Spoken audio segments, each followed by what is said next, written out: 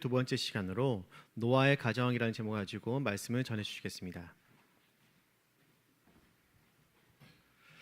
가정의 달을 보내면서 한 가족이란 무엇일까 생각을 하게 될 때에 한솥밥을 먹는 것이 한 가족이 아닌가라는 생각을 하게 됩니다. 이 시간 한 강단을 통하여 주시는 한 말씀을 함께 나눌 때에 영적인 한 가족의 큰 기쁨을 누리는 복된 시간 되시기를 주님의 이름으로 축원드립니다.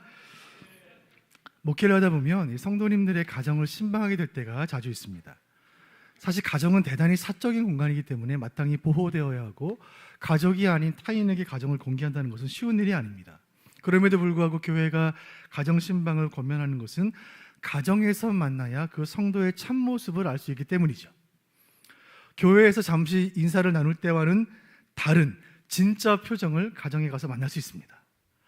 교회에서 그렇게 밝아 보이던 분에게 뜻밖의 힘든 사정이 있다는 사실을 가정에서 알게 되는 것이고, 또 반대로 교회에서 그렇게 과묵하신 분이 가정에 가면 이렇게 환히 웃으시는 분이구나 사실들을 알게 되는 것이죠.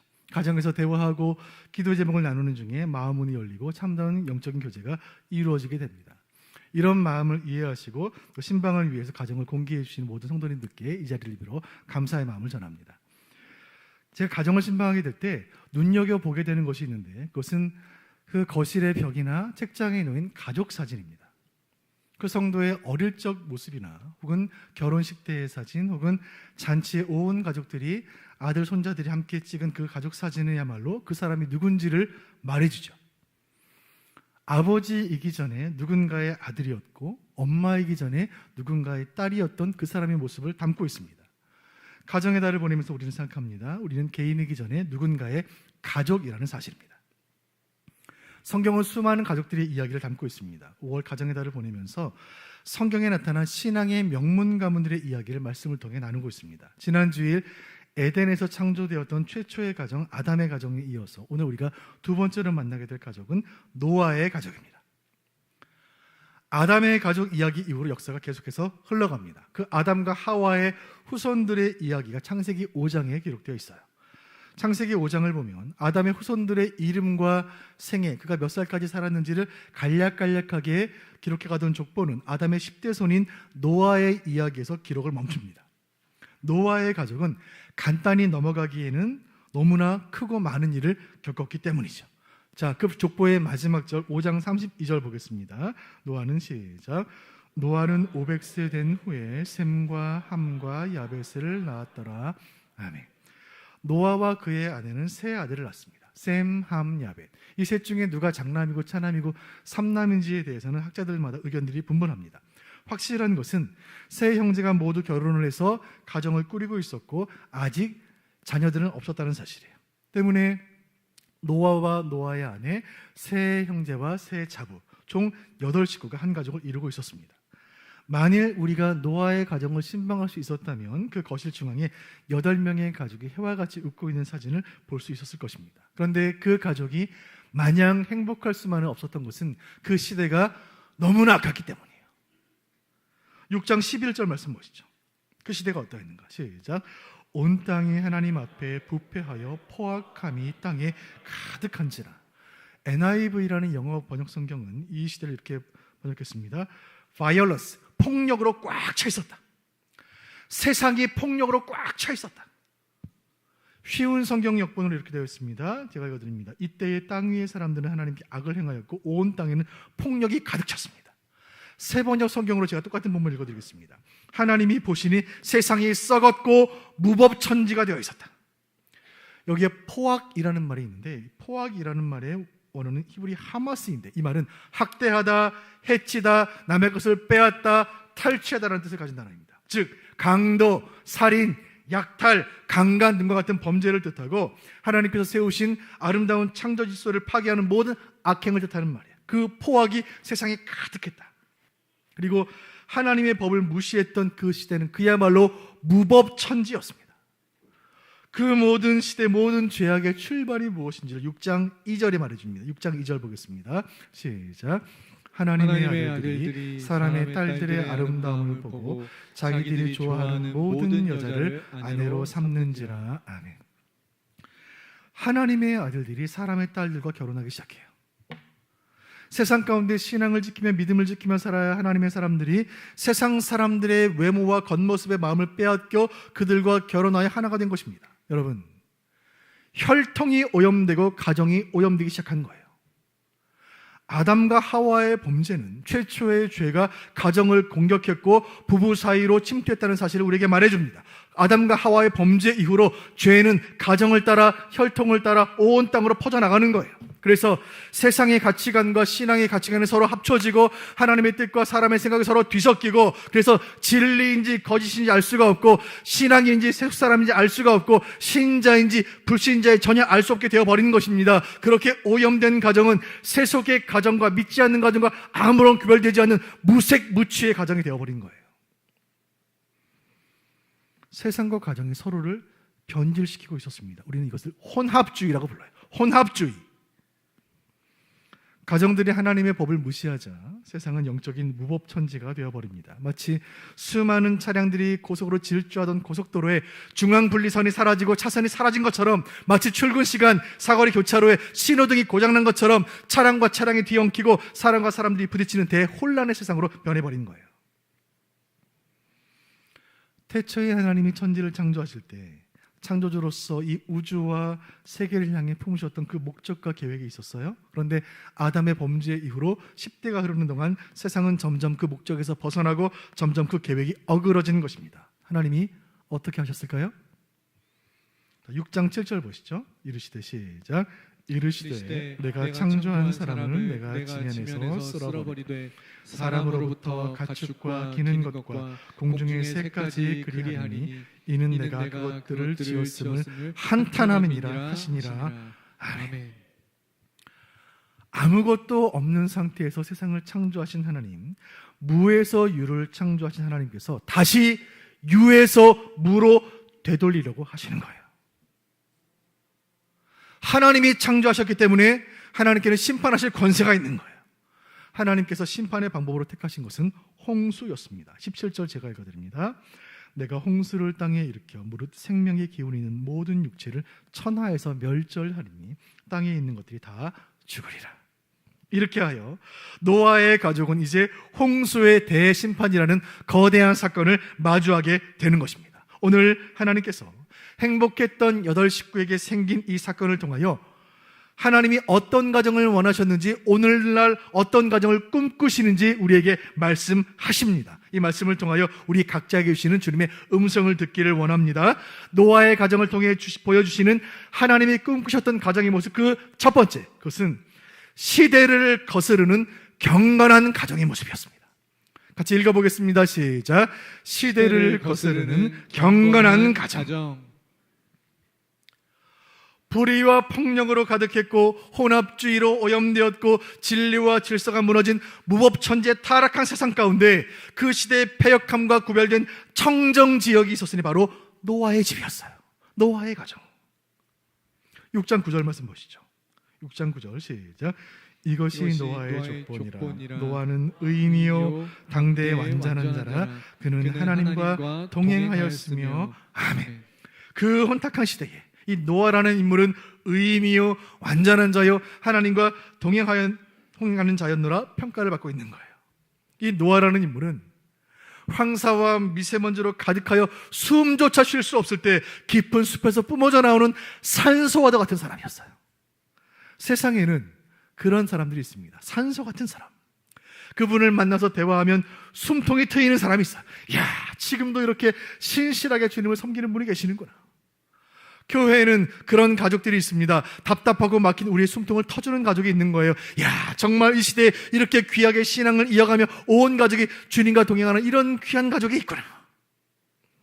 그 폭력과 야만의 시대에 노아의 가정은 모래사장에서 발견한 보석과도 같았습니다. 7장 1절 말씀 하나님께서 이렇게 칭찬하십니다. 시작. 여호와께서 노아에게 이르시되 너와 내 온 집은 방주로 들어가라. 이 세대에서 내가 내 앞에 의로움을 내가 보았음이니라. 아멘. 하나님은 세상 모든 가정이 다 하나님을 떠났지만 끝까지 신앙을 지킨 노아의 가정을 칭찬하셨고 주목하셨습니다. 그리고 세상을 다 멸하시되 그 가정은 보존하시기로 결심하셨어요. 제가 이 말씀 한 주간 동안 준비하면서 간절한 기도의 소원을 품게 되었습니다. 살아계신 아버지, 창조주 여호와 하나님, 우리 수원 북부의 모든 가정들은 이 시대의 악한 조류에 휩쓸리지 않았던 노아의 가정과 같이 경건한 가정들 모두가 되게 하여 주옵소서. 흐르는 강물에 나뭇잎을 띄우면 물결을 따라 정처 없이 흘러갑니다. 왜요? 죽은 잎이기 때문이에요. 물살이 세찬 강물이나 폭포라면 거대한 나무 둥지도 통째로 떠내려갑니다. 왜요? 죽은 나무이기 때문이에요. 그러나 살아있는 연어는 흐르는 강물을 거꾸로 거슬러 오르는 거예요.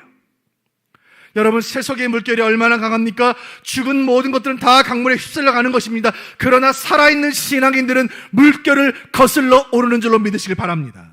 이 말씀 듣는 모든 가정들은 이 악한 시대를 거슬러 오르는 경건한 가정들 되시기를 주님의 이름으로 축원드립니다. 주님, 우리의 자녀들은, 우리의 손주들은 이 오염된 시대에 동화되지 않게 하여 주옵소서. 주여, 우리 수원 북부교회는 이 패역한 시대의 물결을 거슬러 오르는 교회가 되게 하여 주옵소서. 살아있는 교회가 되게 하여 주옵소서. 시대가 왜 이렇게 어두운가? 그 시대의 어둠을 탓하기보다는 어둠을 밝히는 교회가 되게 도우시고, 세상이 왜 이렇게 부패한가? 부패한 세상을 탓하기보다는 세상을 정결케 하는 교회가 되게 하여 주옵소서. 여러분, 악한 세상에서 다 하나님 떠날 때 홀로 믿음을 지킨다는 것은 외로운 일이에요.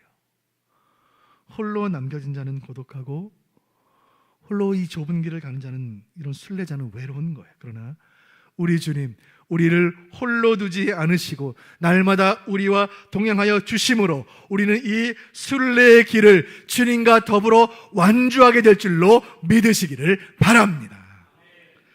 노아의 가정을 통해 보여주시는 하나님이 원하시는 가정의 두 번째 모습은 무엇인가? 그것은 말씀대로 준행하는 순종의 가정입니다. 같이 읽어보겠습니다. 시작. 말씀대로 준행하는 순종의 가정. 노아의 가정을 택하여 부르신 하나님은 가장인 노아에게 말씀을 주세요. 자, 14절 말씀입니다. 같이 보겠습니다. 시작. 너는 고페르나무로 너를 위하여 방주를 만들되 그 안에 칸들을 막고 역청을 그 안팎에 칠하라. 아멘.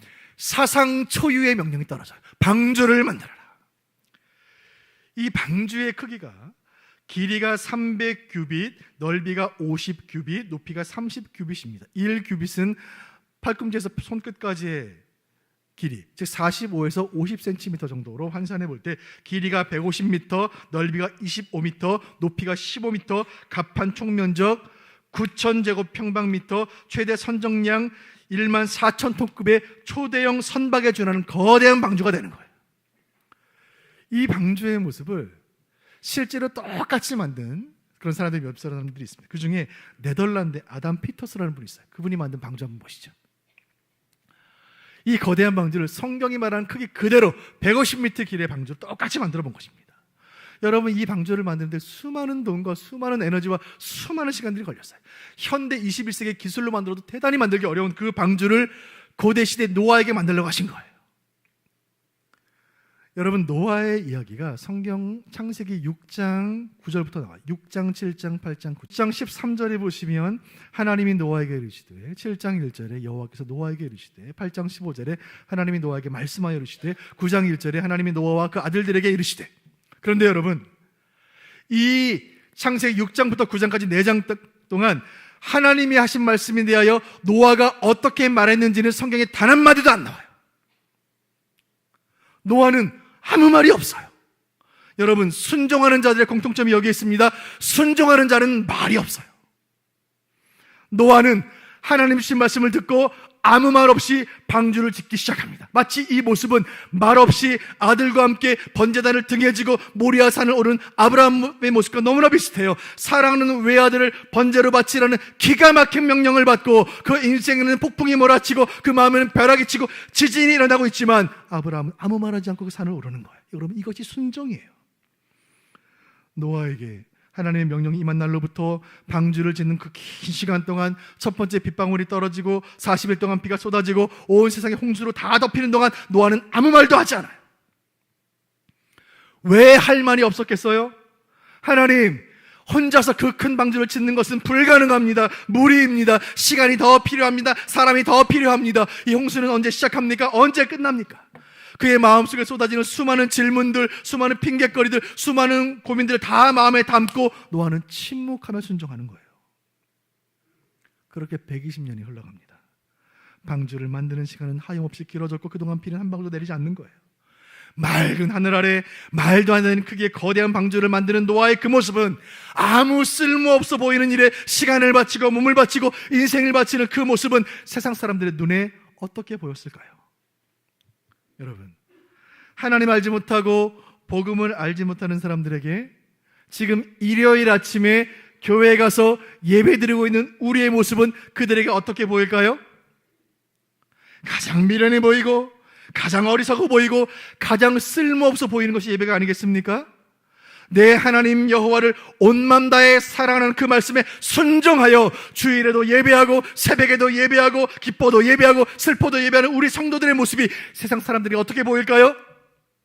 항상 기뻐하라, 쉬지 말고 기도하라, 범사에 감사하라 하신 말씀에 순종하여 아파도 기뻐하고 바빠도 기도하고 고난 중에도 감사하는 우리들의 모습이 세상 사람들의 눈에는 어떻게 비칠까요?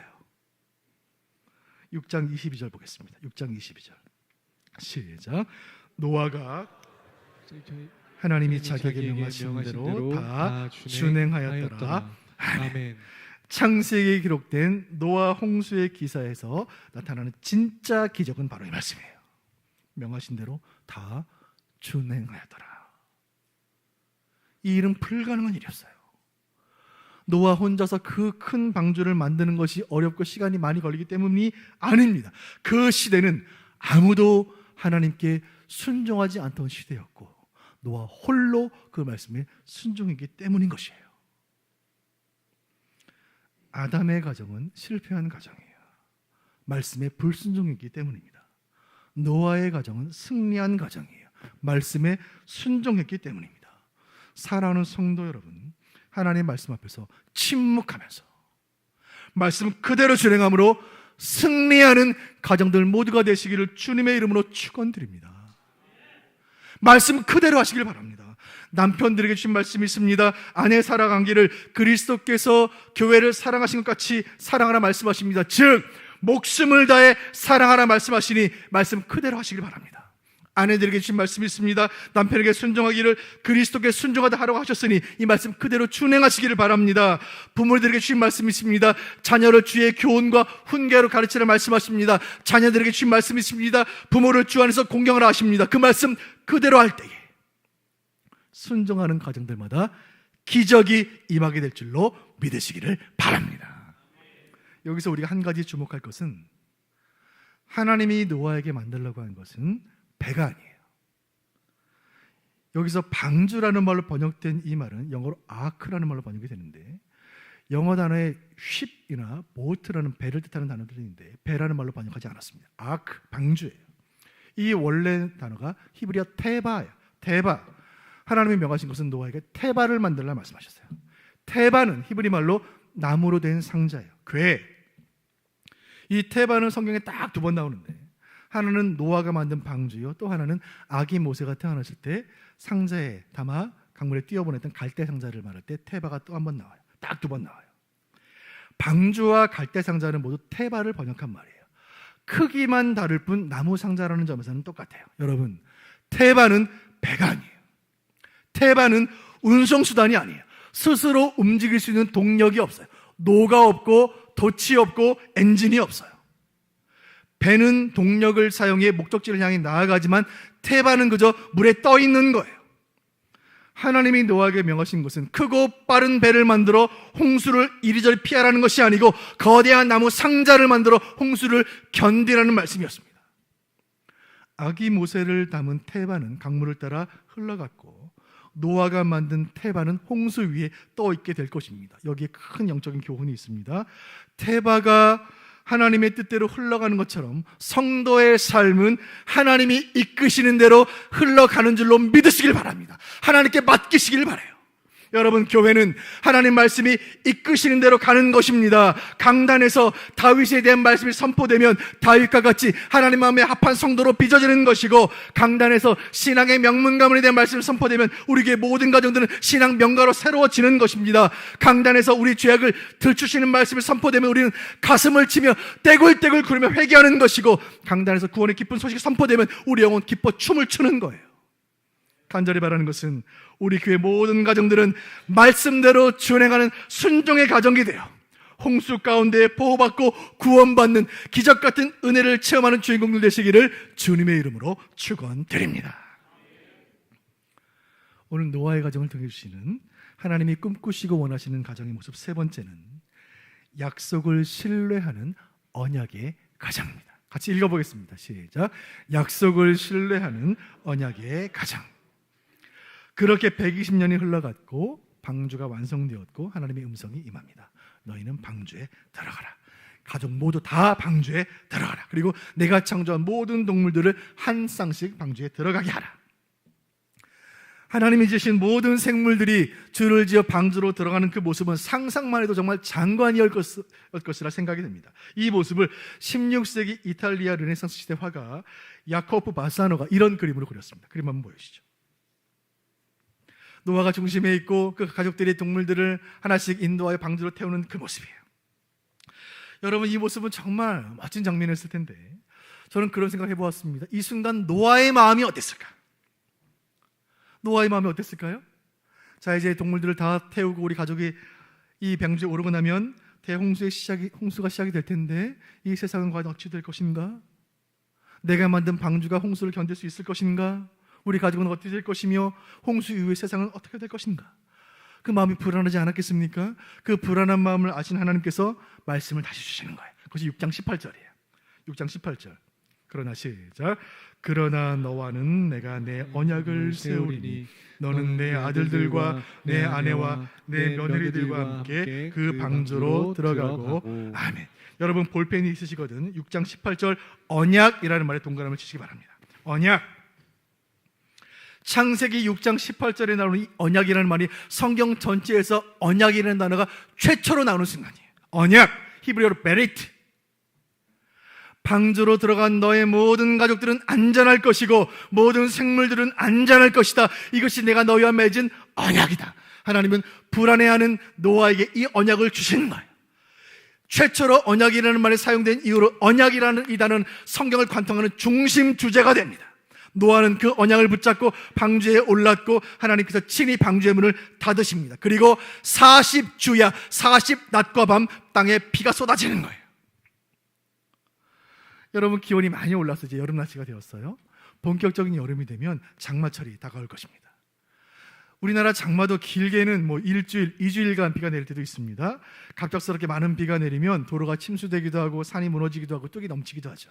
그러나 여러분, 우리가 아는 과학 상식에 따르면 비라는 것은 수증기가 머금고 있던 구름에서 내려지는 물방울이기 때문에 지구 안에 있는 대기 중에 있는 수증기가 순환한 것이기 때문에 비가 아무리 많이 오고 아무리 오래 와도 세상이 다 물에 잠기지는 않아요.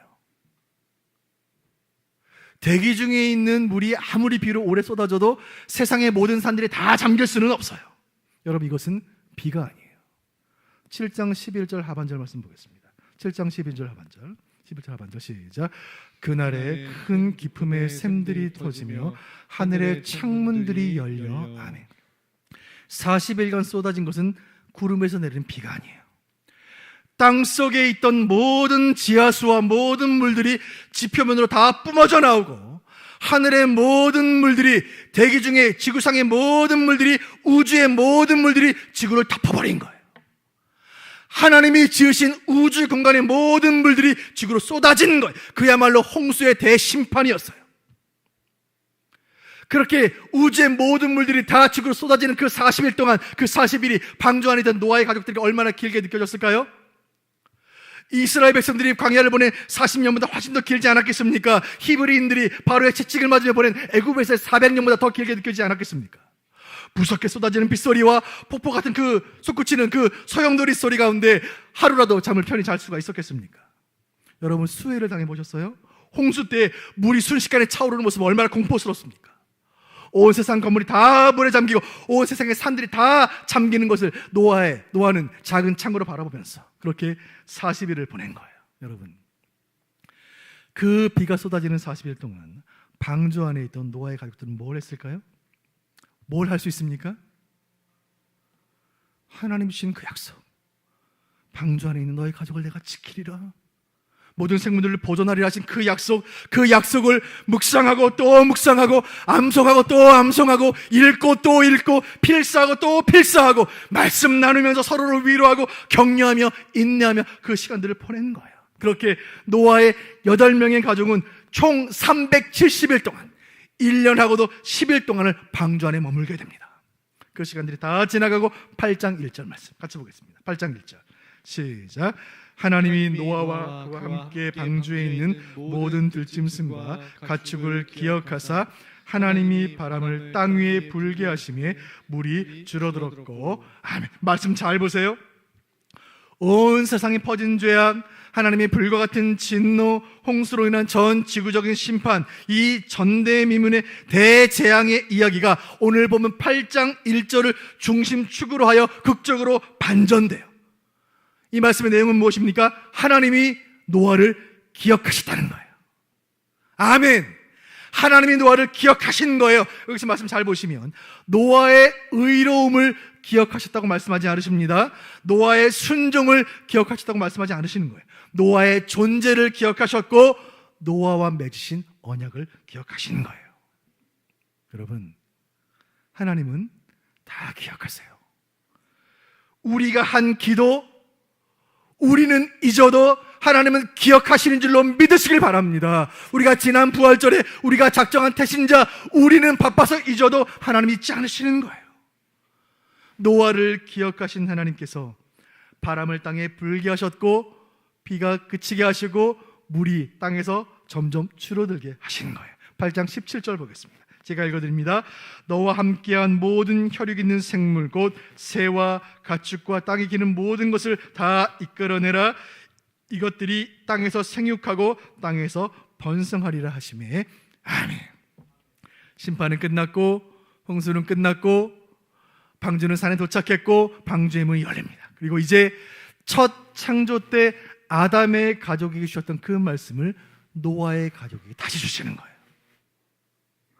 에덴 동산에서 아담과 하와에게 주셨던 그 말씀, 생육하고 번성하라는 그 말씀과 동일한 그 말씀을 홍수가 끝나 방주에서 나온 그 노아의 가족들에게 동일한 말씀을 다시 주시는 거예요. 너희는 이 땅에서, 이 새로운 땅에서, 다시 창조된 이 세상에서 생육하고 번성하라. 그리고 마지막 주신 말씀 9장 16절, 너무나 놀랍고 귀한 말씀입니다.